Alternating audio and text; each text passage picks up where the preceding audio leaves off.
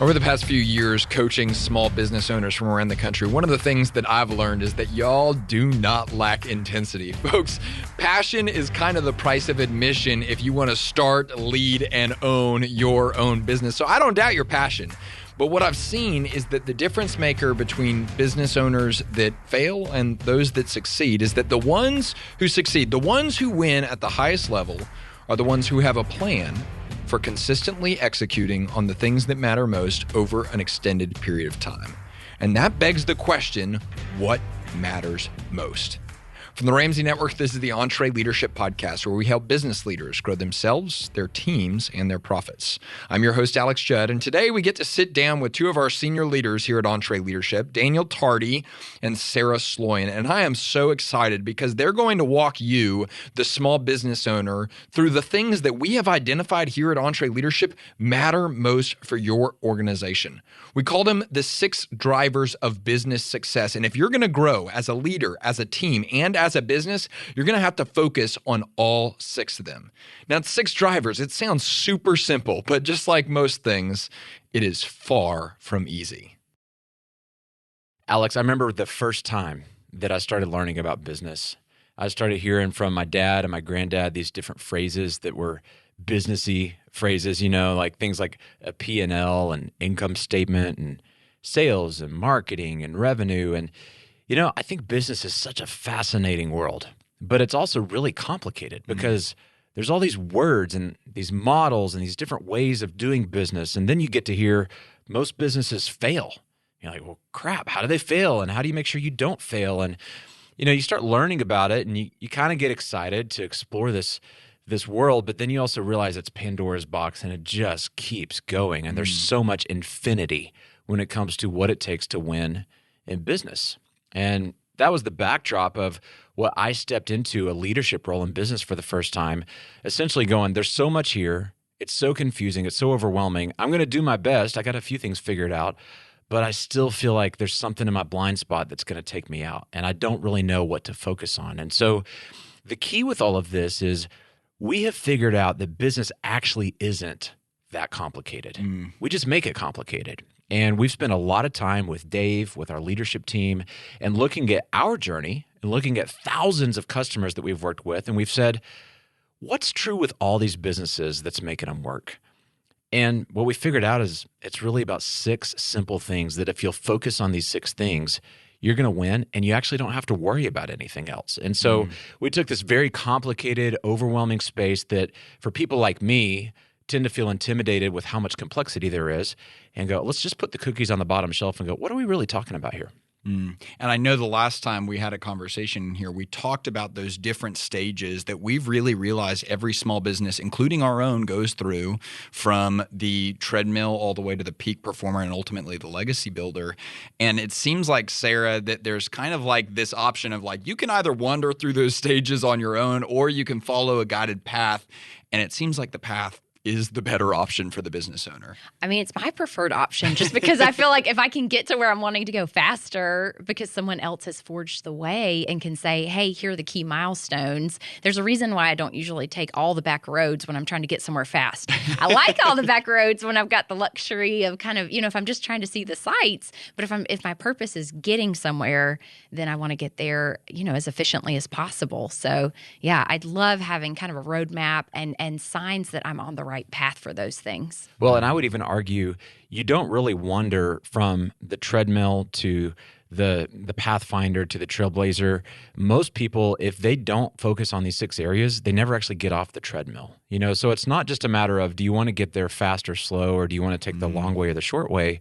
Unfortunately, if you stay on the treadmill and you don't focus on these areas, one of them will become your blind spot or your Achilles heel and cause you to stay on the treadmill so long that eventually you collapse. Statistically, that's what we see happens with small businesses who stay on the treadmill. Oh, yeah. And it's not even necessarily that the business fails. It's that you are then, your lifestyle's threatened. Most of these folks start their business for freedom. They don't want to answer to other people. They want to go to their kids' soccer games. They want to make money to be able to afford to go on vacations.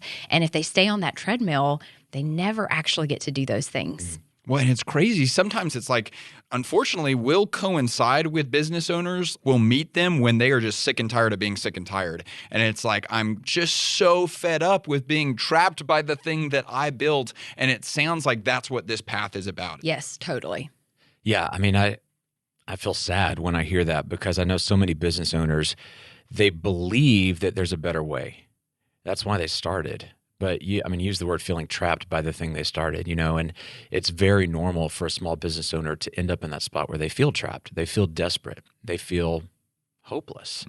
And so our goal with creating this framework and observing and researching what does it really take to win in business is to take that business owner who's feeling trapped and starting to wonder if they have what it takes and give them a clear guided plan that says, if you'll just focus on these things, you're going to win. Because what happens is that business owner starts thinking they're the problem and they don't have what it takes. They're not cut out for it. And the truth is, like, they probably are a lot better than they feel like they are. They just need a clear plan so that if they follow the plan, they combine that with their drive and their ingenuity, and then they're off to the races. And man, haven't we all been in that place where you're so overwhelmed and then you don't know what to focus on because you're just at that point so stressed out that you just feel like everything's wrong and you're like, where do I even start?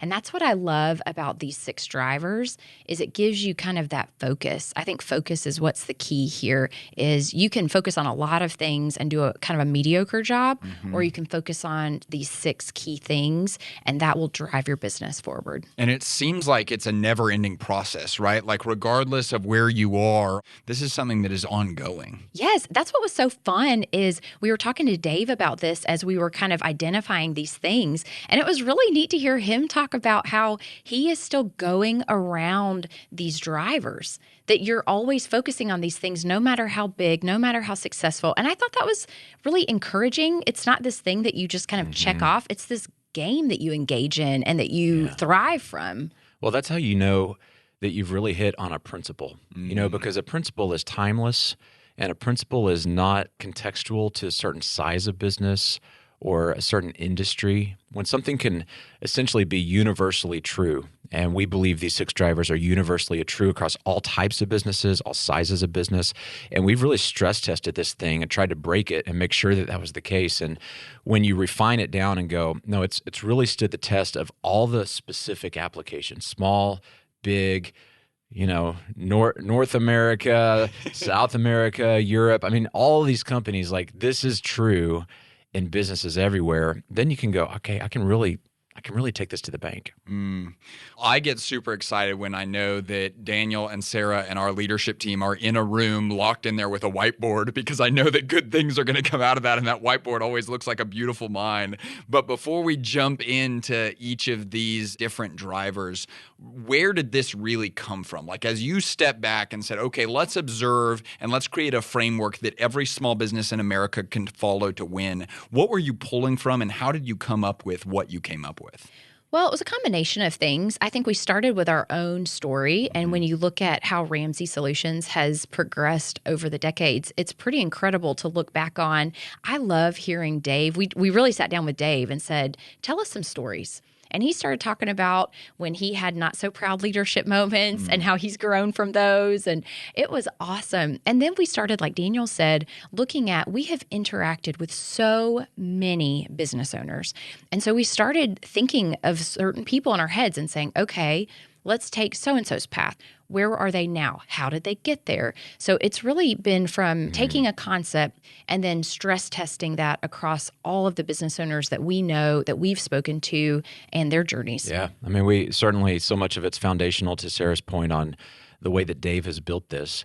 Sarah and I both grew up here in the sales role, and in the sales role, we're talking to business owners every day about their businesses. And our approach to sales is not to hype them up and just tell them a bunch of benefits and say, you got to do this. It's really to listen and to ask questions and to take I would call it like a consultative or a coaching approach to sales, which is you spend 90% of the time asking them about their business and what their pain points are, and 10% of the time positioning, our services and offerings as a solution to those things if it makes sense. And so, Sarah and I have well over 10,000 hours each of on the phone with frontlines business owners who are really in it, who are really struggling, who are really fighting, and the ones who are winning.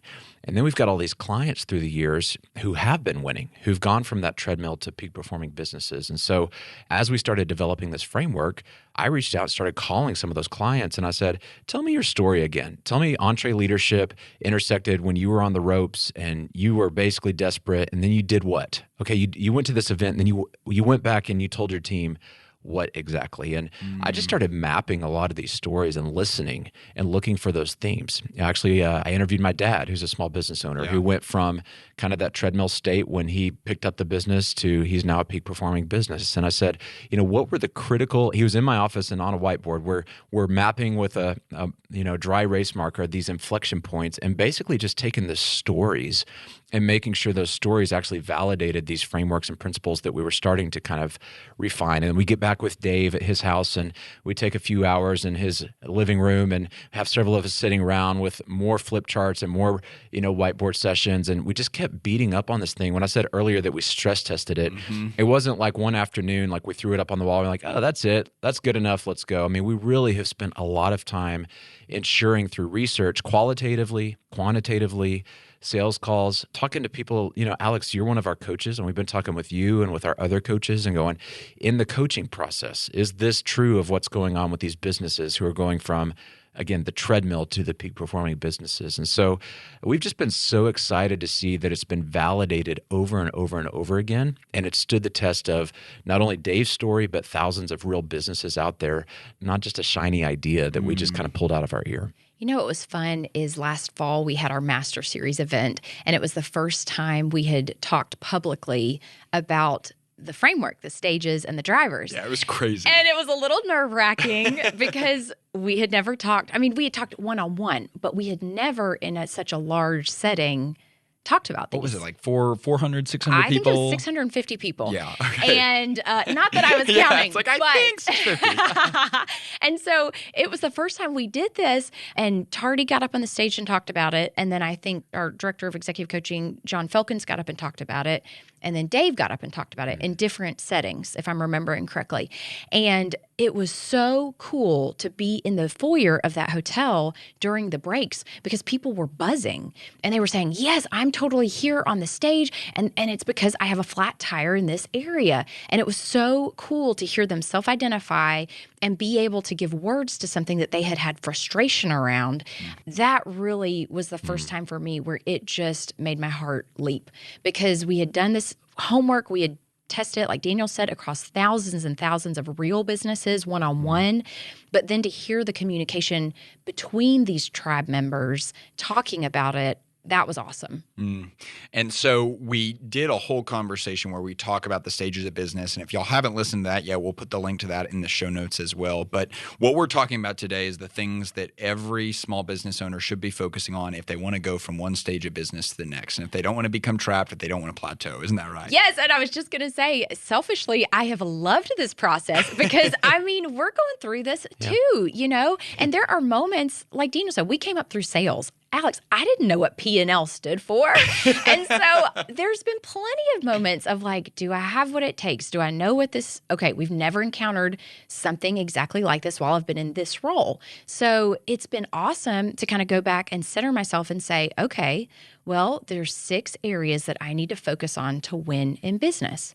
And so selfishly, it's awesome to be able to have this as a diagram and built out. And I love being able to talk about it with my leaders too. I want to highlight this. I think we've been saying this, but this isn't just here's a cool thing that we figured out and here's a good podcast episode, or here's the thing we want to throw out there that's just another resource. This is essentially taking the all-you-can-eat buffet of all the EntreLeadership lessons that we've been putting out there for the last 15 years, and we're saying this is the EntreLeadership plan.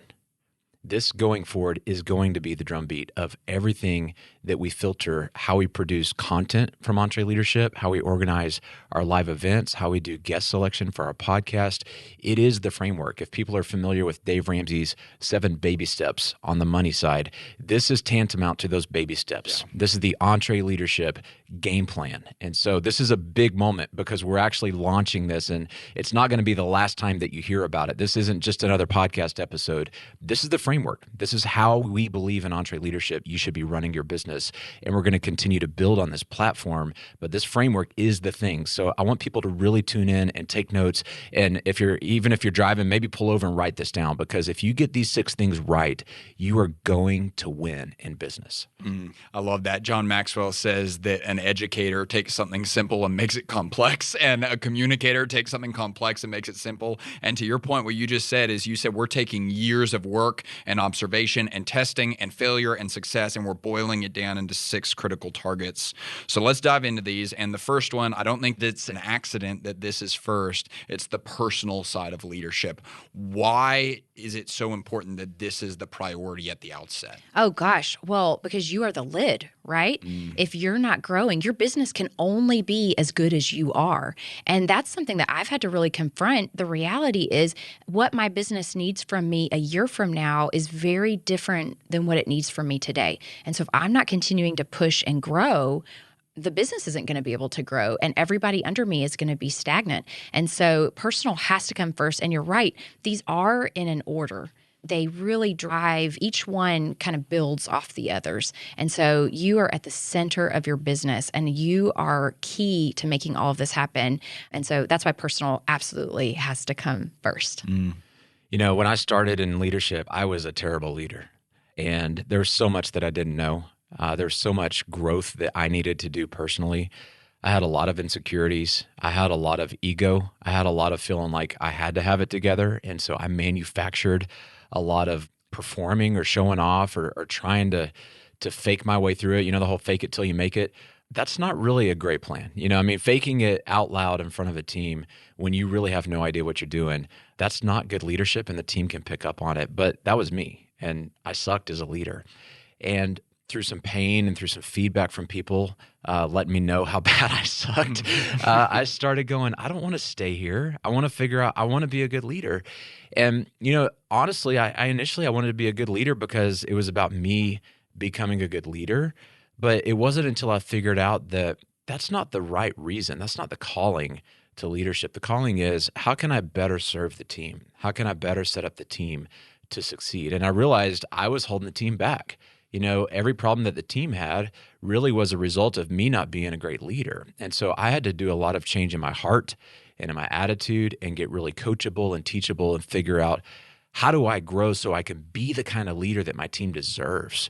And I'm a huge fan of transformation. And I've had the benefit of getting to go through a lot of transformational experiences and seasons in my life, in my own health, in my leadership journey, and how I am as a husband and as a father. And thank God that none of us are stuck and have to settle for where we're at today. Thank God that we have the ability to transform and become better versions of ourselves. And so this one is a little bit depressing because, as Sarah said, you're the problem. And so, yeah, you're the problem. But the good news is transformation is an option. And so when you can grow yourself as a person and become a better leader, then the byproduct of that is your team gets better, your business gets better, your customers are served more, and you get to make a bigger dent in the universe. You get to make a bigger difference in the world for positive things as a result of your personal transformation.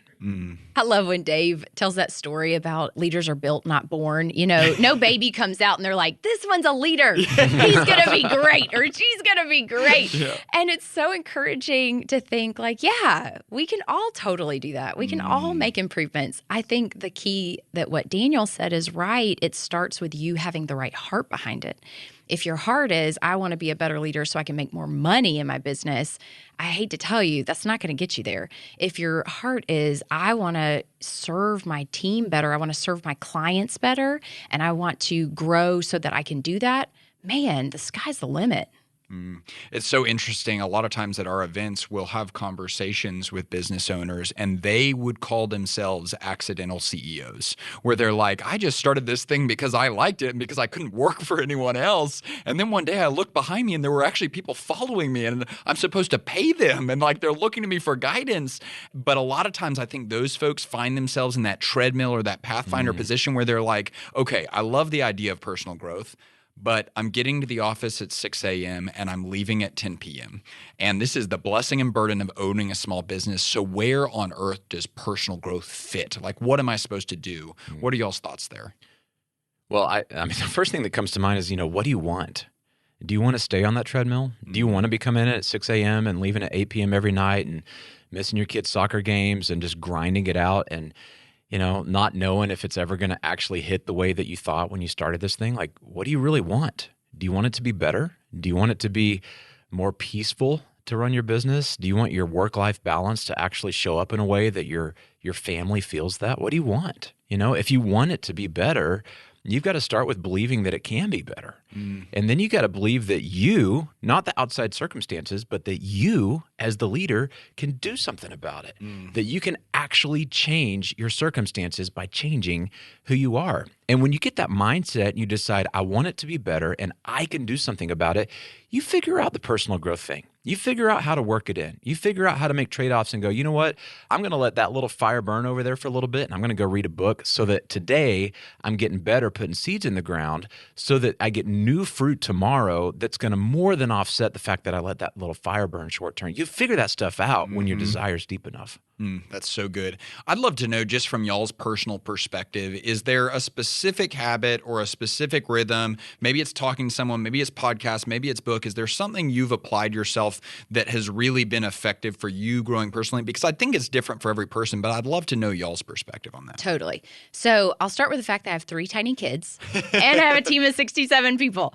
So, and I have a great husband. He's amazing, but still it's a time crunch, Those are right? 2 organizational cultures you're working on. You could say you have 70 children. Yes, in a way. it feels like it. And I love them all. And actually, some of them probably parent me. So it's, I don't know if they're actually children or it's just more of a family. I have multiple family here. I would say the day that I stopped pressuring myself to do this through one specific way, that was the day that I could finally breathe and enjoy it. Back in the day when I thought, oh my gosh, I have to do this or I'm not good enough, I have to check it off my list, it felt like something that was stressful. And so the day that I kind of had a change of heart and said, man, I just need to make sure I'm working this in a way that feels exciting to me. And if that means that sometimes I'm having incredible conversations with other thought leaders in the organization, man, that's awesome. It doesn't have to be a podcast. It doesn't have to be a book. Also, I think even if in the beginning you can build in 15 minutes at a time. I mean, it's just like when you start eating healthily or deciding to work out, like it's a shock to your system if you try to go from 0 to 60 in one day, right? So let's say first week, you start by just adding in 15 minutes. My father-in-law gave me the best advice a couple of weeks ago. What he said is he commits to reading 10 pages a day. And he said he can get through a whole book in X amount of time because he's just knocking out 10 pages. And we all go, oh, 10 pages, that's fine, or 15 minutes, sure, I can do that. So I would say don't put pressure on yourself to have to do it like everybody else. And just chunk away at it, just committing to it, chunking away at it a consistent amount of time. Don't worry about the actual amount of time. Just consistently do it. That's the key. I think Sarah's exactly right. What I hear her saying, and I would wholeheartedly agree with, you've got to figure out what works for you. And wherever it is, if it's in a book, if it's in a coaching session, if it's with a mentor, it has to come from a place where you've got a burning desire in your belly where you're going, I'm going to figure this out. I'm not going to be denied.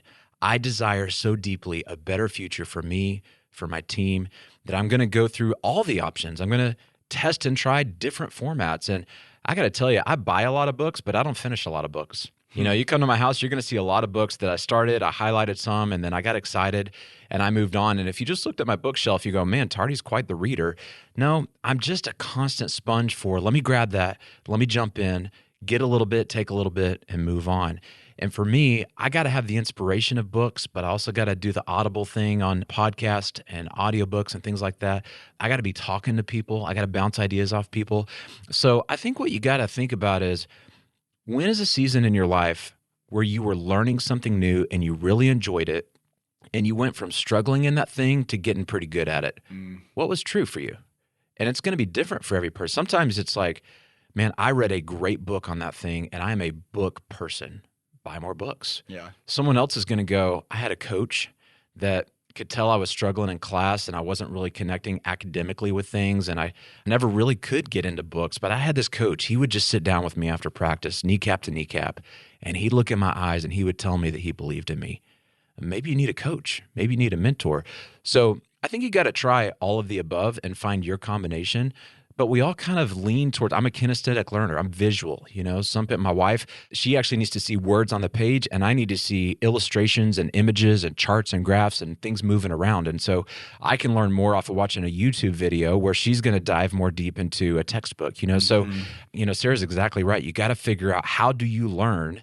But more importantly is, are you committed to learning every day of your life? I'm going to add one more thing to that, if that's okay. Yeah. I was thinking about, I wasn't a worker-outer as of like 4 years ago. I don't know if that's an official term, but I wasn't one of those. And so it was like 4 years ago, and I was like, I value my kids are going to get older, and I want to be able to keep up with them and keep up one day with my grandkids. And there's something I value around continuing to be healthy and stay active. But my lifestyle was not reflecting that. And so that's when I decided I did not want to part with the money, but the only way I was going to work out is to pay and commit to, I was doing CrossFit. And so I think there's no shame in the same thing with personal development. If you value personal development and you need to pay for a coach or some kind of program that will help you continue to do what you find valuable, then freaking do it. Who cares? I just am going to put that out there. Freaking do it. Because I think that was a game changer for me. I built that community at the gym, and now it's really easy for me to show up. I go at lunch 3 times a week. And I feel like I'm letting myself down, but I'm also letting them down if I don't go. And so, like Daniel's saying, get creative with whatever has to be true for you to live out what you value. Well, this is so cool, because what Sarah's saying is, if you really believe that you're the problem, you're the solution, then you're the biggest asset that your company has. Yeah, you're the biggest asset. That's right. You invest in your plant, you invest in your physical equipment, you invest in the team, you invest in cost of goods, but do you invest in yourself and your own personal growth? And it takes time and it takes money. But so many times, Alex, we go, I'll just put myself second or even last on the list and put everything else first with my dollars and my time. And we don't actually do the work to invest in where we're going to get the most ROI is from actually growing ourselves. And so I think you got to pay the money, you got to invest the time. And you got to do it consistently. I mean, the reality is I can sit down and work out one day for 60 minutes, but it's actually more impactful if I do it every day for a shorter period of time, right? Oh, that's so right. It's the same for personal development. You can't sit down and read one book and go, okay, I'm great. You need to consistently be doing that every day. It changes your thought patterns. It changes how you view things. Holy cow, we could do an entire conversation on leadership, personal development. Maybe we will. So good. That's right. Maybe we will. Maybe we should. But I think what you said too relates to the way Dave teaches this, because when he teaches this, he tells everyone in the audience, he says, I want you to picture a leader that you deeply admire. And it's like you pictured being healthy one day with your family. It's like you picture the person you want to be, and then it's exactly what you said, Daniel. What are the steps to create that person? What are the steps to create that leader? Okay, so let's jump into purpose now. This seems like the driver that when we're talking to business owners on the mastermind is the one that everyone agrees is important, but is the easiest to kick the can down the road on. And so why is this not just important for someday? Why is this driver of purpose one that is important right now for small business? A lot of our clients are accidental business owners and leaders. They look up one day and they've got all these people following them. Well, it was fine maybe not to write down your purpose when you were just one person. But you look up, you got 10 people, they don't know your purpose, right? And so how can you expect them to deliver on what your business's promises to the marketplace if they do not have the understanding clearly in writing of why this business exists? That's so good. I don't know if I've told y'all this story before. There's a guy named Wayne. He's one of our business owners that we've worked with. I think y'all have met him at our events too, but he's from Texas. He's got this big handlebar mustache. And we were talking about mission statements and purpose. And he said, Alex, when we started this business, my mission statement was 3 words: feed my family. And he's like, because that's all he cared about. He's like, can we put food on the table? If so, we're good. And now he finds himself at this spot where it's like, okay, I've got to put a little bit more meat on these bones. So what would your advice be to Wayne of like saying like, okay, we did that. We checked that box. We fed the family. How does he start to think bigger about his organization's purpose? Yeah. Earlier I said, leave a bigger dent in the universe. Yeah. And it occurs to me that was a Steve Jobs thing. And that actually doesn't help when you're getting started because, to your point, you're just trying to feed your family. But most people are not Steve Jobs. Most people are not Elon Musk. When you start a business, it's typically, my purpose is I don't want to work for this dirtbag that I'm leaving my job over here. And so I want to go start my own thing and have some freedom. And I bet I can make enough money doing it on my own, hopefully as much as I was making in my job. And I just want to get out. Oftentimes that's the catalyst for a small business owner to get started. Or their purpose may be, well, I kind of grew up in our family business and I was always there working with dad and I love dad and I'd love to work with him more. And, he's going to be kind of retiring. So my purpose is to carry the torch of the family business. It's a sense of duty or responsibility maybe. But generally it comes from a place of survival and just, do I have what it takes to create my own income? And, you kind of stall out there. You kind of go, all right, well, now we've got 50 people, 80 people, and our purpose has not been revisited. And so what we're challenging people is, if you're on that treadmill stage and you're just thinking about survival right now, your purpose may be a version of purpose that's good enough for where you are today. But we want you to come back once you get your nose above water and go, okay, what could I do now? What's now possible? I got the bills paid at home. The kids are in school. They're fed and they're clothed. We got a roof over our head. We've also got team members that are doing pretty good. What's possible for our business? We really want to make a difference beyond just we do these transactions with our customers. What are we about here? Like if we're going to spend the next 20 years investing in this thing, then what's the broader impact that we'd like to make beyond just turning a buck?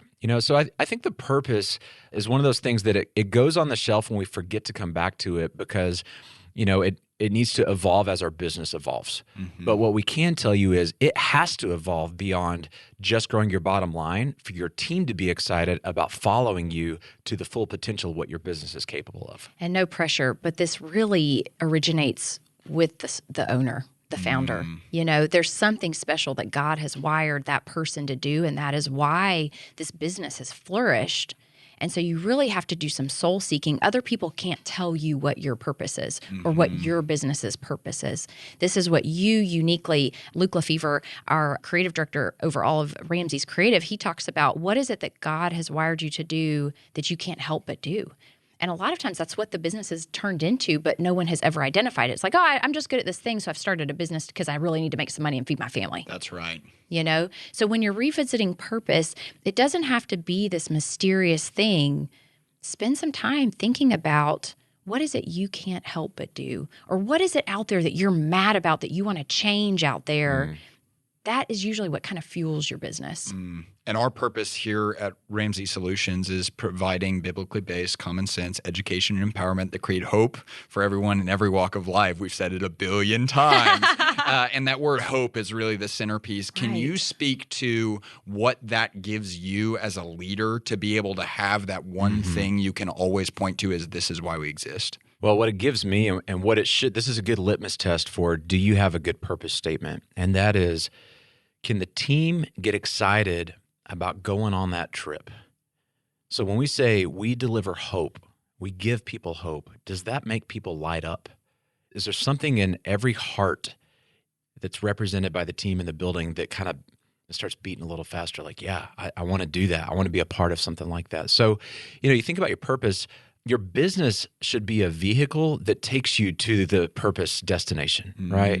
Purpose is where we go, and your business is something that's gonna turn down different roads, and it's gonna adapt and evolve and do whatever that vehicle needs to do to get the whole team to the destination of that purpose. And so that's why, Sarah's point earlier, that's why we start with personal, because personally as the leader, who you are and what you're about in your life and the difference you want to make with your life should be directly impacting the purpose of the business and the destination that you want that thing to go on. Because you can have 100 different companies that do the same thing. Let's say heating and air conditioning, but they have 100 different purposes. They're going to go different directions. Some of them are just going to make money and provide some jobs.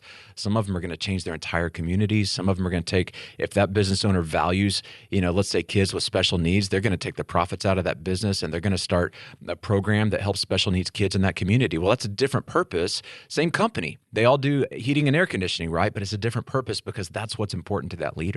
It's also a great filter, It's what causes Chick-fil-A to not get outside of what it actually does, That's right? So good. I think it's so easy for business owners to be like, okay, well, I own a plumbing company And so we're about plumbing. It's like, well, Chick-fil-A isn't about chicken, right? They're about way more than that. I love that you use that example.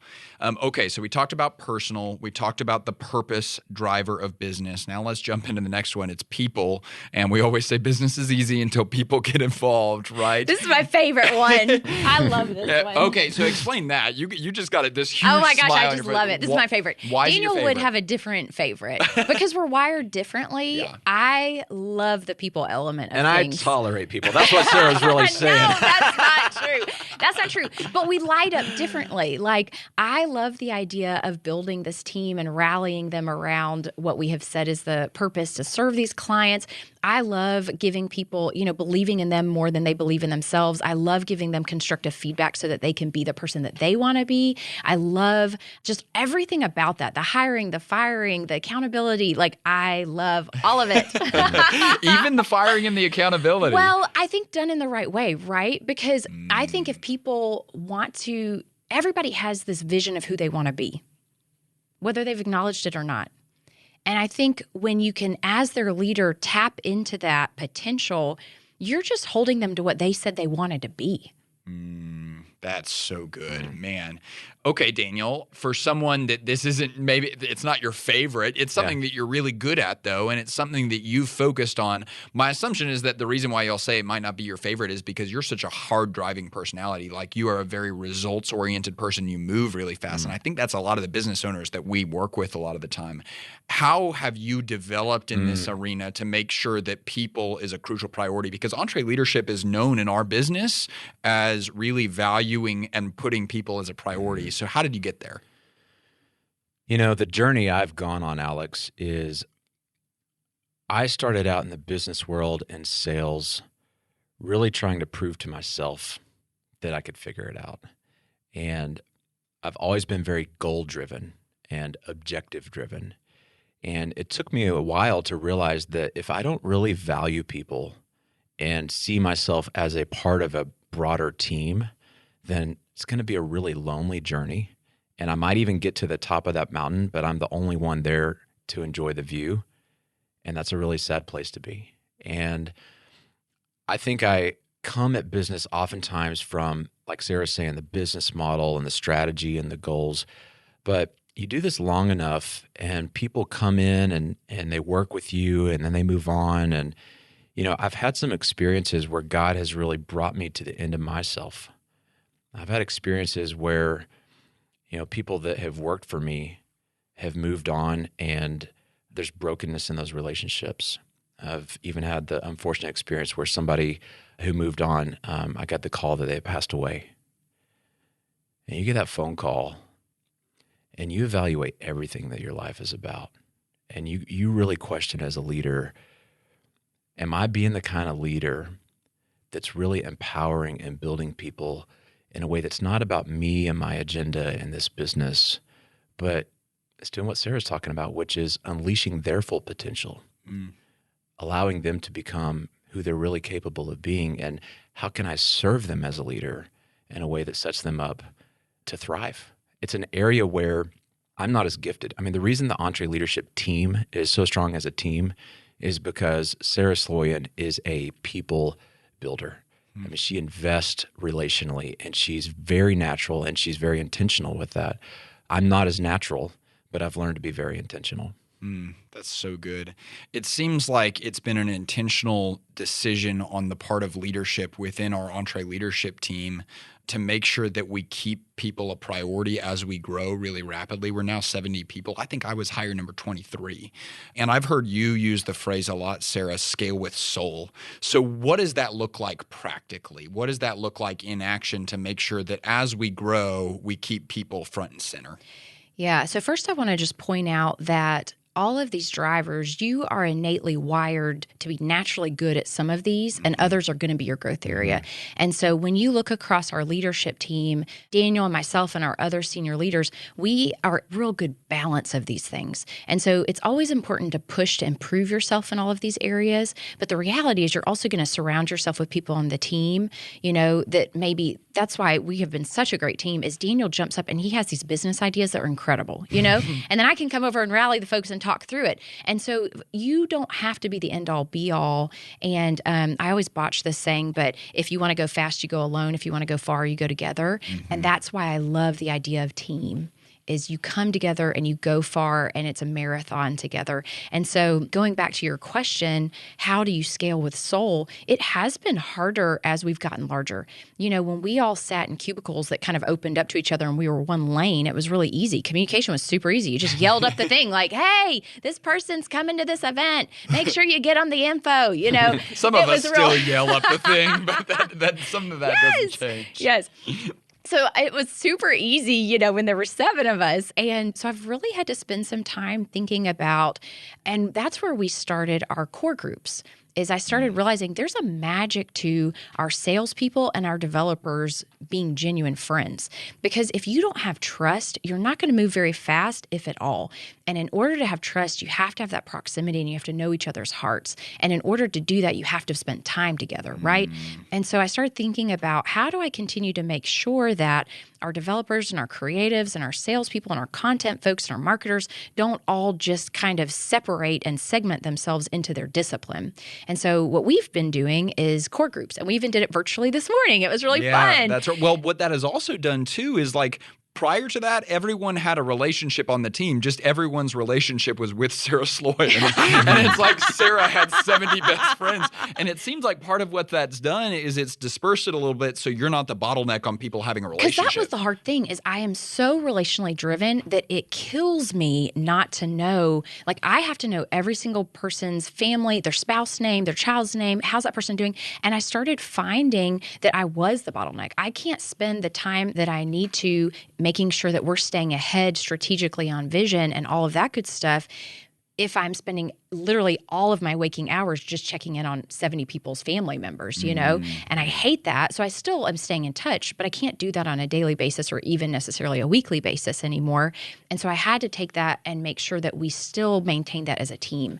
And so these core groups are awesome because the reality is we're all going to go through hard stuff. In the course of a year, in the course of a couple of years, people are going to have hard things happen, and they need to have connection on the team to be able to talk about those things. So if they don't get a chance to talk about with their leader, or if it's a situation they maybe don't feel comfortable with their leader, I want to make sure I'm giving them other outlets on the team to be able to talk through that and have somebody that can have their back, bring them a meal, whatever, you know? And creating the environment where that feels right but not awkward. Yes, That's totally, really good. I want to talk about the net result of doing everything Sarah's talking about. Yeah.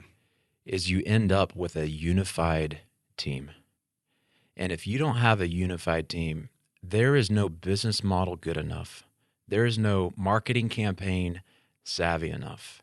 And there is no product that is fantastic enough to compensate for the fact that you don't have a unified team. Because if you're fragmented at the level of the team, all those fragments will show up in everything that you take to the marketplace. And as your business scales, and you may scale, I'm not saying you can't scale.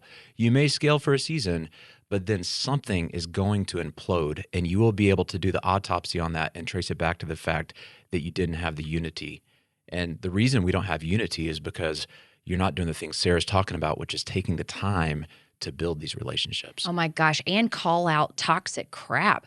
You know, all of us can stop right now. All of us listening, all of us in this room, because we're not perfect either, can stop and think about an example where there was something people related that was toxic and it got everything else off the rails. And so I can think back to like toxicity with people that we did not address fast enough that then spread. And I spent hours and hours of my time then cleaning up that mess because I didn't address it soon enough. And instead, I should have been spending that time on things that were going to serve our clients and our team in a better way, not dealing with one person's brokenness that I didn't address soon enough.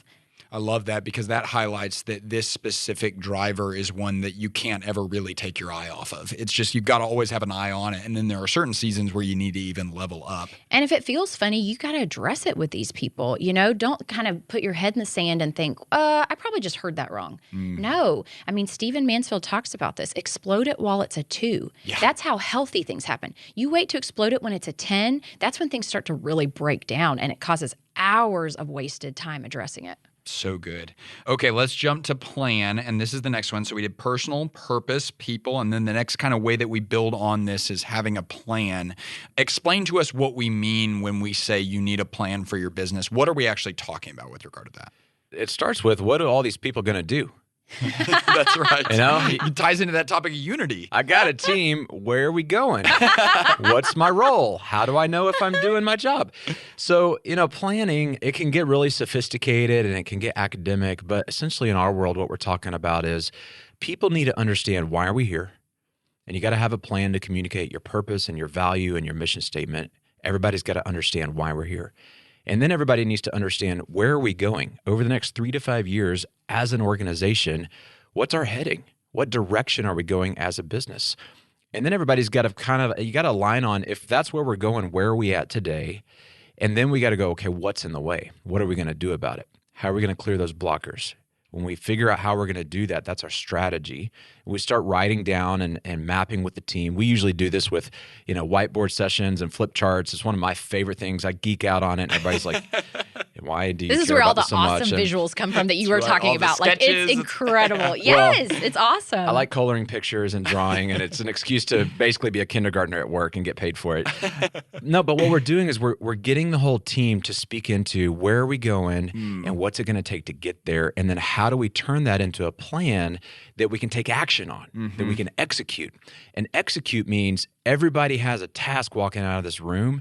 They know that they own that task. We all agree on what success looks like in that area because we built it together, and then we wrote it down, and then we said, okay, we're all going to come back and check in on this, and you're accountable. And then when we check in, you're going to let us know this thing's going well, or we got stuck and we got another decision we've got to make to clear that blocker. But when you get that momentum going of a whole team bought into an entire plan that's been built together, it's been thought through, and it's a compelling vision for the future, that's how you get traction. That's how you execute. That's the magic in scaling a business. But you got to have the team to do it, right? So I'm going to go back and say, if you don't have a unified team, it doesn't matter how good your plan is. But once you've got that team who's unified, high trust in the team, high confidence that you're going to have my back, then we put a great plan on top of that, and we're bulletproof. We know our audience, right? We're talking to business owners. We're talking to entrepreneurs. And so they're going to listen to this. They're going to be like, okay, I need a plan. I need a plan. And they're going to get on the whiteboard. They're going to get with their team. They're going to draft a plan. And then they're either going to go for a walk, get in the truck, or take a shower, and they're going to have a new plan. And then they're going to wake up in the morning with a new plan. And then after that, they're going to have another new plan. And they're all going to be new businesses that they're going to start. So I think the greatest challenge is not this idea that like, oh, do I really need a plan? It's how do I stick to the freaking plan? Is that something y'all had to develop, or is that something y'all had to work towards? Well, I want Sarah to hit on that, because absolutely. She's probably got opinions about how I've been that guy. I know she does. She's told me. But, you mentioned that you're going to get a plan and then tell the team. What we believe in EntreLeadership is, as a leader, you've got to create the environment where the team can sit down together and build the plan together. Because if you go off and come up with the plan, and then you come in and announce to the team, like Moses coming down from the mountain with the 10 Commandments, I've talked to God and this is the plan, you're not going to get the buy-in that you need. And so this has to be a we thing. Now, you can prep and come in with a little bit of, hey, directionally, here's some things I think we should be looking at, but make sure that's a conversation with your inner circle and your top leaders so that you guys are building the plan together, because that's the best ideas are going to be there. And if you skip the step of that environment where there's alignment and people are buying in, then you're going to leave with the plan, and the team's going to watch you walk out the door with your plan, not their plan, and they're not going to help you go build that. Oh, Lencioni calls it alligator arming. Yes, I'll help you. And Just you're the like, short I'm not arms. doing it. I didn't believe in any of this stuff. He just is an idiot and he doesn't realize it. Yeah, what Daniel's saying is it creates clarity. A plan creates clarity. It gives people focus, and it creates alignment. Everybody is agreed on what we're going to do. And there is a balance to your guys' question. There's a balance. So you can't say, okay, we wrote this plan 10 years ago, and we are not going to change a single thing. We're going to live this plan out. You have to reserve the right to get smarter. So there's a balance between being flexible and getting smarter as you go, and this being a living document, and also not acting like it's changing every second and giving everybody whiplash. Right? So that is where agreement on kind of what are we driving towards, how we can get there can change a little bit if we can agree on what we're driving towards. And so I just want to encourage you, like, there is a balance. It's not this thing you put in stone and you never come back to. but it's also not this thing that you can afford to change rapidly, or then people get confused.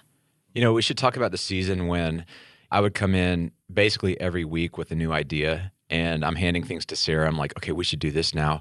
And I'm a salesperson, so I'm selling her on like, this is the idea. It all sounded great until I was the only person. And then I'm like, wait, you're but I'm only one person and I got 10 commitments. What happened? Well, a few weeks in, she's looking at me like, you're killing me. Like I can't handle one more bowling ball that you're dropping in my lap. And it was kind of this light bulb moment for me to realize, oh, wait, if she's going to execute and her team is going to come around all the other ideas we've already committed to, they don't have the space in our resources and our time for one more of, Tardy's crazy ideas that's just swooping in, and they, you call it swoop and poop like a seagull. You just have you heard that? Swoop in and drop your crap on the team, and then you're out. It feels horrible too. Well, for me, it felt great because I was like, all right, I got to share my idea. They're going to do it, and I'd move on. But then I started realizing, man, they're exhausted. I am wearing them out. And then we started talking through this dynamic, and then I felt like, okay, well, what do I do with these ideas? It kind of felt like a buzzkill because I'm like, but I'm an entrepreneur. I'm an idea guy. Where do those ideas go? I was the dream assassin. I was like, that's right. Not having bandwidth doesn't mean these aren't good ideas. Yeah. And so we kind of came up with a way, and we started talking about, okay, how are we going to make sure that my energy and my idea generation thing can continue to be appropriate and have a way to stay engaged and activated with that, but also not overwhelming the team with things we've already committed to. And so we figured out that we can just have a running idea list. And Sarah got really good at asking me like, okay, are you just sharing this because you think you may want to do it someday, or are you expecting us to like hard right turn and do this tomorrow? And oftentimes I realized, oh, I didn't really care when we do this. I just was excited, and I want someone else to validate like, yeah, that sounds like a good thing, or to shoot some holes in it, because I just enjoy the process of kicking ideas around. And so a lot of times we realized, oh, okay, he just needed to get it out, and we can put that on a list, and maybe we do that next year or never. But that gave me a way to have the conversation. It gave Sarah a way to protect the team and say, we're going to stay focused on the stuff we've already committed to. And now I turn around and do it to everybody else, and they want it. No, I'm just kidding. Poor Ash Harris is out there. He's our product manager, and I'm always like, hey, so weekly report tool, I'd really like a reply feature. And he's like, would you please stop? That's right. So I think what's really helped is putting things on paper. And so I think if we say, okay, depending on your resource pool, you can only handle X amount of ideas, typically, depending on the size and the involvement of the ideas. And so what it allowed me to do is go, man, I love that idea. I'd love to do that. Hey, we just committed to these 3 things. Do you think we should swap one of these out? Do you think we should ask for extra resources and hire extra resources? Or do you think we should put it on the backlog, and why don't we revisit that next quarter, because these projects are slated to finish this quarter? And it gives options and pathways for those ideas, and it doesn't just kind of halt them in their tracks where it's kind of like, well, that's lackluster. Now I don't want to come up with new ideas because this isn't even fun anymore. Ooh, that's a really good action item. You put your plan on paper, and then you also have your team members put their plan on paper, because it's amazing how the minute you actually open the Word document, it's like, oh, I'm not actually that passionate about this anymore. Right. and that sounded really fun when I wasn't the one who had to figure out how to incorporate this. And I think having that in front of people gives them focus. And, we've done this recently with our team where we have our business unit priorities, and then each person has their top 3 coming out of that. How am I going to contribute to making that happen? And it allows them to have good conversations with their leaders when they feel overwhelmed and they say, okay, you want to add this on here. What do you think is going to give? Or coach me on how I can make that happen and deliver everything we already committed to. It helps to have the conversation. You're talking about, trade-offs. And I don't like trade-offs. I want to be able to do all of it all the time. And why would we have any limited resources? Let's just make it all happen, But that's impossible. It's impossible. I know intellectually it's impossible. But what the plan does, when Sarah kind of gives me that, like, here's the priorities we committed to. Do you want to sacrifice one of these things to activate that idea? It lets me feel like I do have the option of getting to do that thing, but I understand what's at stake and what, I've got daughters, and I can say to my daughter, Emma Grace, she's 9, she loves American Girl stuff, and she loves Pokemon right now. And so I can say, okay, Emma Grace, you got $50 for your birthday. And you said that you wanted, like a week ago, we were going to go and get you American Girl, but you're asking me if I can order you on Amazon some Pokemon cards. I can order you the Pokemon cards, but here's this $50. And if we spend 40 of it for Pokemon, We're not going to get to do the American Girl thing. Do you want to? And it gets her to wrestle with, okay, what do I really value and care about? But it gives her options. And that's what Sarah does to me. She lets me, get to, like a 9-year-old girl, decide which one I really want to do. No, but it works. And the plan is the thing that gets to be the bad guy, not the person. And the reality is we are super open to changing, if we need to change priorities and work on something else, because we've agreed that what we want to do oftentimes in Entree is we exist to help small business owners win. And so what our team cares really strongly about is helping them win. How we do that, we feel flexible on. So based on what is most helpful, and if there's an idea that comes in that's more helpful than what we currently planned, well, let's switch it. Let's do the other thing.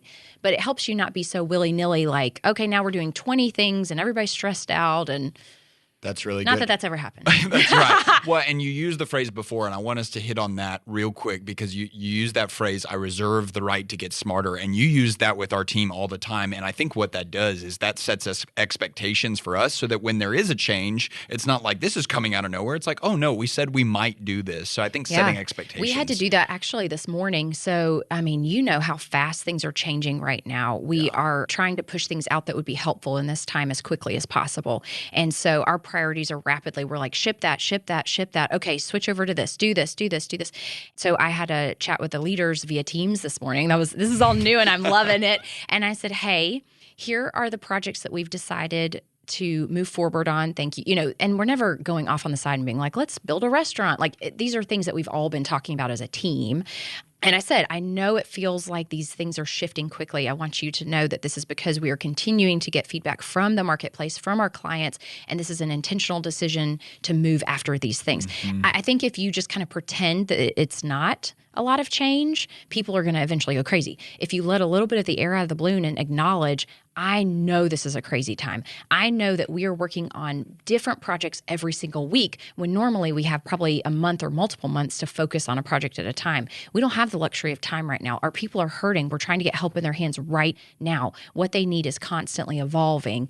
People have a lot more grace and they can talk about it instead of pretending the elephant isn't in the room. Yeah, so just call it out and acknowledge it. Okay, so we did personal, purpose, people, plan, and now we jump to product. And I know the way that we come at this as a team is we're not going to tell you how you should be doing HVAC, or we're not going to tell you how to plumb the toilet. We're not going to tell you what your marketing firm or your marketing agency should be doing with regard to Facebook ads. But we are going to talk about the differentiator that you can have as a business by how you deliver that product. So can you speak to kind of what our core beliefs around this specific target are, Daniel? Well, let's define product. Okay, so this is the output of your organization to your customers. What's the value you provide? So it may be a physical product, it may be a service, it may be a combination of those things. You may be in the business-to-business space. You may be going direct to consumers. So those are all going to be unique to the type of business you're in, type of industry you're in. And we think you're probably the expert on that part. But what we figured out is the way that you deliver your product makes all the difference. Last year, Restaurant Business Magazine declared Chick-fil-A, we mentioned them earlier, as McDonald's biggest competitor in the fast food space. They're actually slated to beat out Taco Bell, Wendy's, Burger King, Subway. They're about to become the third largest restaurant chain in the next few years in our country. It's not because they have access to better chicken. In fact, they're closed on Sundays, and most of their labor force is teenagers. All these restaurants have the ability to make a sandwich. They didn't find 10 times better, fryers to fry the fries in. They didn't find 10 times better point-of-sale software and cash registers to run people through. They, for the most part, have the same stuff as their competitors. But their differentiator is their absolute resolve to serve customers in a way that delights them, that changes the way they come into the store, they're having a bad day, they leave the store, and now they're having a good day. Why? It's not how the chicken tastes. It's how the people interact with them when they're there. And so when we're talking about product, we're really just challenging you to stop and go, how are we serving our customers? Do we delight our customers, or do we just provide a good or service? Do we do it in a way that actually makes us remarkable? Do we do it in a way where they want to talk about us to their friends and family? And I would even go as far as say, if it's appropriate, are they our friends? Like, do we actually have real community with our customers in a way where we've got a relationship with them? My wife, she loves shopping there's this little boutique store in downtown Franklin, close to where we live, called Haley B's. And she loves shopping there. She has cool clothes. It's trendy. It's, whatever. I don't understand that world exactly. I'm not their target audience. But Haley, the owner of the store, will text my wife and say, "Oh my gosh, we just got this shirt in. I could totally see it on you. It's your style. You would love it. Do you want me to pull back one in your size for next time you come in?" Well done, Haley. Like, holy okay, cow. I'm like, I live down the street from there. Now I got to go see Haley. Awesome. Emily's been holding out on me. Okay. But Haley and Emily are friends. You know? And let's call attention to the fact that we are now talking about Haley on this podcast. Like, people are talking about it because she's making a difference. Yeah. Yeah, I mean, that's the thing. And I think sometimes it's tough in business. You get so many customers and you get going and you're just grinding all the time. But the challenge for the business owner is, oftentimes you started on the front lines. In fact, you may have literally been in somebody's crawl space installing the ductwork. And then you go back around and knock on their door, and Mrs. Johnson opens the door and she says, "Well, hey, if you're done, come on in. I'll pour you a cup of coffee. And before you run, I got some cookies out on the counter." And you had a relationship with Mrs. Johnson. And then you hire somebody who goes out and services Mrs. Johnson's house. And then you hire more people to do the administrative work and the paperwork. And you look up one day and you spend all your time in your office and you're not on the front lines, or you're not on the sales phone calls anymore. And, you can quickly become detached from the people that your business actually exists for. And so a lot of being really good at customer service and making sure that your team is as passionate about helping your customers as you would be is making sure that no matter how big you get, how busy you get, you don't ever lose that interaction with the front lines. I think about Dave Ramsey. He has this baked in because he's on the phone 3 hours every day on the radio show talking to real people still. After 30 years of doing this, he still has that one-on-one conversation with somebody who calls in tears because they're on the verge of bankruptcy and their marriage is falling apart and they're scared and they're asking Dave what to do. You think that doesn't keep his heart and his head really engaged with where our customers are at and how we're serving them as a company? And then he can turn around and make sure that as his team members, we all connect to that same call that he just had. The head is engaged, but also the heart is engaged. And then that transcends down through the entire organization. Sarah, I was thinking about this specific target and the areas that our team is probably best at this. And I thought instantly about our live events and how we have customers that will come to our events and they'll say, "Oh man, the speakers were amazing." But probably more amazing than the speakers was the team of people that I got to interact with. So what are some of the intentional decisions you and our leadership team have made and some of the actions you've taken to equip and empower our team to provide our customers with such an unbelievable experience? It was really interesting. I guess it was probably a year and a half or 2 years ago. So let's take our summit event. When our summit event was first formed, Daniel and Kristen on our team and Joe on the live events team, Kristen was on the live events team at the time, we worked heavily on that event. About a year and a half, 2 years ago, I realized Kristen now leads that whole event, but there was a new event producer. And I thought, oh, she doesn't necessarily know why we do what we do around the events. And if we don't capture the heart around it, then we run the risk of her just repeating things every year, but losing the heart behind why we're doing it and then losing the effectiveness. And so we sat down about a year and a half, 2 years ago, and started identifying the principles that we believed in. And one of them for our live events side, and really it's all of our sides, it started with identifying it for live events, is we said, we will spend money that doesn't necessarily make sense to create an experience, to create a feeling. And so that was a good call out, because I think if you bring in someone to our live events that's only a numbers person, in fact, we had this happen. We had our finance gal come with us to Summit. Because when she saw it all in action, it put a feeling to it. This makes sense now. But when you see it just as a line item, you say, "What? Good Lord, what's in those cookies?" Or "Why are we doing champagne at check-in?" Or "What do you mean there's a flower wall?" Like, you kind of go, do we really need that? I mean, people are here for the content, but that is the client experience. They can get content free on YouTube. You know what I mean? It's the experience that we're creating and the environment that we're creating it in, and the energy, the motivation for them to go out and put this in action, and the availability of our team to be able to answer questions in real time. we're creating this whole experience. And so I think what Daniel was describing is whether you have a service or a product, how your client experiences that is your differentiator. And so to go back to the Chick-fil-A example, if you talk to my mom friends, we don't feel any shame about going to Chick-fil-A. In fact, we're like, yes, let's go to Chick-fil-A weekly so the kids can play on the playground. We feel no shame. Now, if I went to some of their competitors, I would feel like, Let's just call it out. Let's just say McDonald's, Sarah. Let's just say the name. I'll tell you a funny story. My kids were with my parents a couple of years ago, and my parents, I guess, were going to go through the McDonald's drive-thru, and my kids were like in awe. They're like, our parents never take us here. And it's because I leave feeling kind of gross, Like I'm like, oh, how many calories was in that? It felt greasy. Like you just don't feel great. But when I leave Chick-fil-A, I feel fine. I kind of feel healthy, which makes no sense at all. Because to Daniel's point, it's not really that different in terms of food, but it feels better. If you cut the French fries to look like waffles, they have less calories. That's pretty sure. Yeah, those holes make all the difference, right? So there's something to the experience and that is a differentiator. Yeah, and you empower our team with that idea that the experience is the differentiator, and therefore we knight you to go create a world-class experience. Can you imagine if every team member at that event felt like they had to check in with me to make it right with a client? Like, let's say a client came in, and maybe it's even something that's not our fault. Maybe their room wasn't ready at check-in, and it was promised to be ready.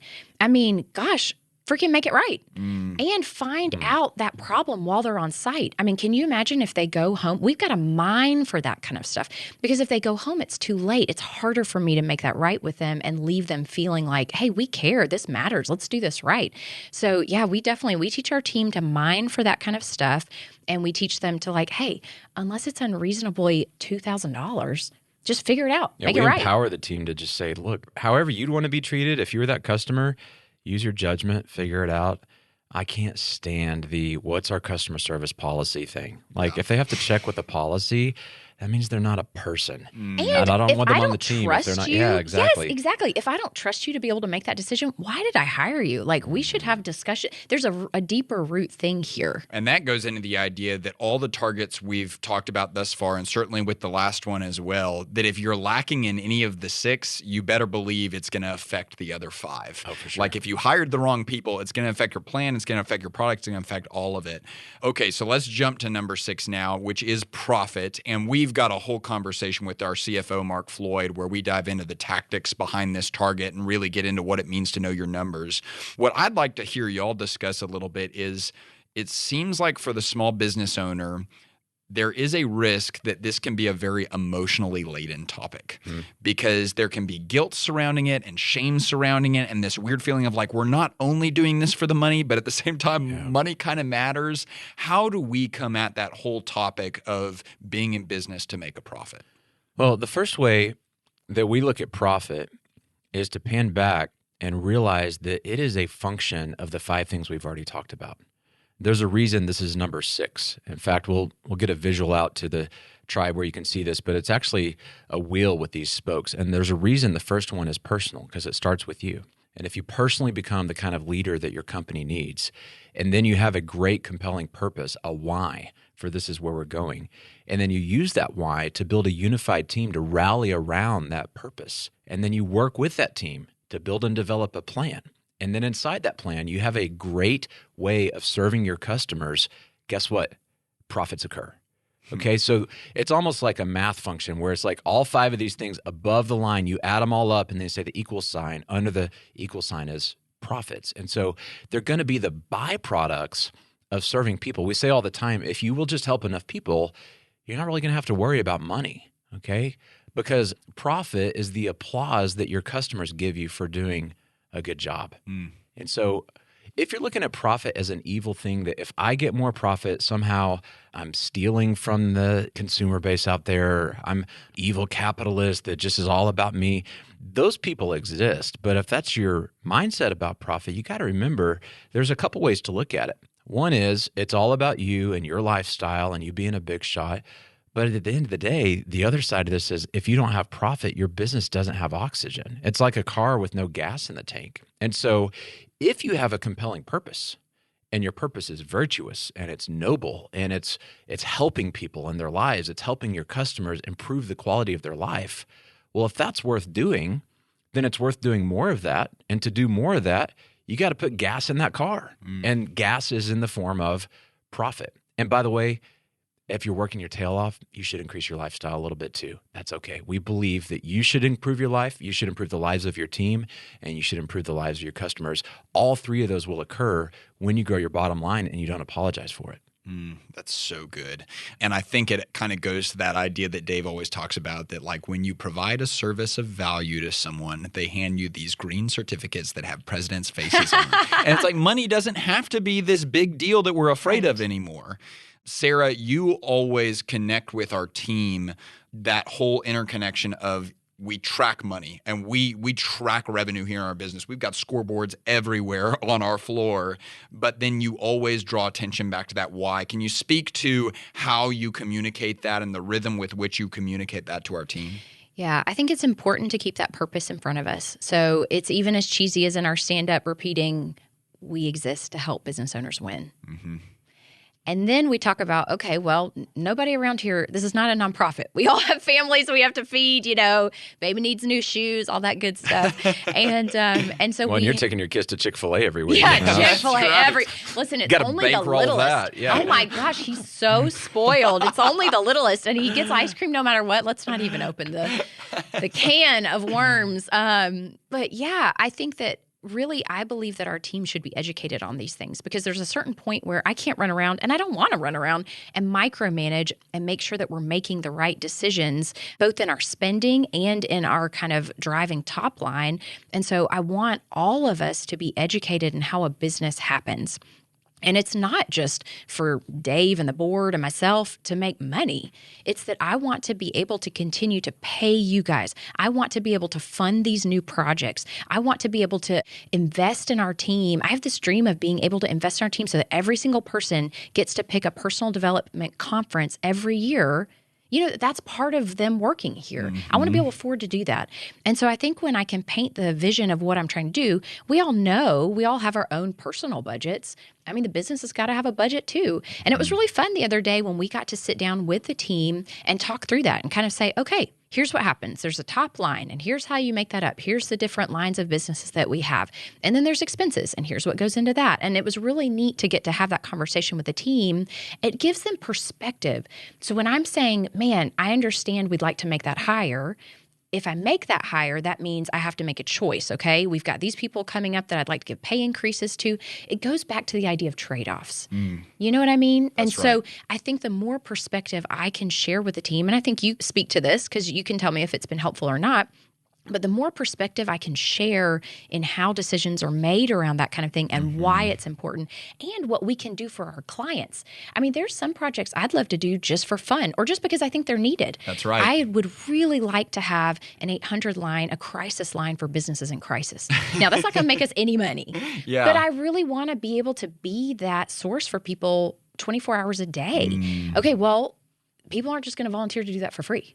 I got to pay somebody to do that. When that makes you passionate about the topic of profit, because it's like this gives us the ability so that we can do these things. And I think, one of the biggest topics of conversation we have with business owners on Mastermind all the time is I just want a team of people that acts like owners. And it's just like, well, people act the way you treat them a lot of the times. And when you treat us as team members, as owners that understand the variables and understand the budget and understand the expenses, I start to act more like an owner of this business and of this place. Okay, so we've ran through all 6 of them: personal, purpose, people, plan, product, profit. One of the things that I'm so excited about this next season for EntreLeadership and really the customers that we serve is how tactical we're going to get with this stuff over the course of the next several months and several years, because we're going to get really into the nitty-gritty of how do you actually make this happen for the stage of business that you are in. But we gave a lot of people a lot of information today. So what I want to hear from each of you to close out today is, what is the immediate next step you hope people take, and what is your encouragement for them to do it? Well, the first thing you got to figure out is, how am I doing in each of these areas?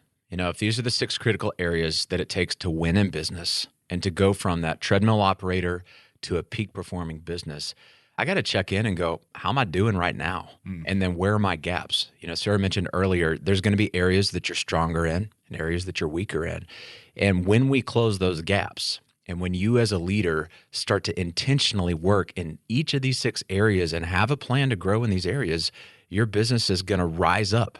The tide of your business is going to go up to the next level as a result of working on these things. So it starts with an honest assessment of where you are. And we'll put this in the show notes, a link to it. But our team has built a fabulous, quick, it's not long, it's to answer a few questions, but it's an assessment that will guide you through how are you and your business performing right now against these 6 areas. It's free, but it just gives you a quick baseline to say, okay, that area is great. That area sucks. That area, that's all right, but it could be better. And then we're going to give you some action steps that are tailored to your assessment. We're going to give you all right, based on where you need to grow the most right now, here's a really good starting point. So my challenge would be hit that link in the show notes, go take the assessment. It'll take you about 5 minutes, and you will feel so powerful once you see your results because you'll know exactly what you need to work on to get to the next level. And that assessment, it's kind of like a look in the leadership mirror. It's and some of us look in the leadership mirror and we're, oh, shoot, we have a lot of work to do. So Sarah, what is your final word of encouragement that the work is worth it? Yeah. Well, first I want to encourage everybody that it's one step at a time. So I know it can feel stressful, okay, now I got to go do all these 6 things, just one at a time. Take your reds and make them yellow. And then take your yellows and make them green. That's all you have to do, one thing at a time. It's absolutely worth it. I mean, there's a fire that we all have when we're doing what we're wired to do. And there's a reason why you started this business. And so don't you want it to win? Don't you want to fulfill that dream that you had when you started it? And so this is a really easy, and we've taken this assessment. We have tested it. And like you said, I think some people may be surprised, but a lot of us, it actually might validate what we kind of thought and give you feel okay, good. Now I know, and I can take that next step. Yeah. It gives you permission to double down in that area. Yeah. Totally. Okay, there's no blind spots. Yeah. I got it. Well, Daniel and Sarah, I hope this is the start of many conversations to come. Thanks so much for your time today. We're excited about this. Thanks for having us. Thanks, Alex.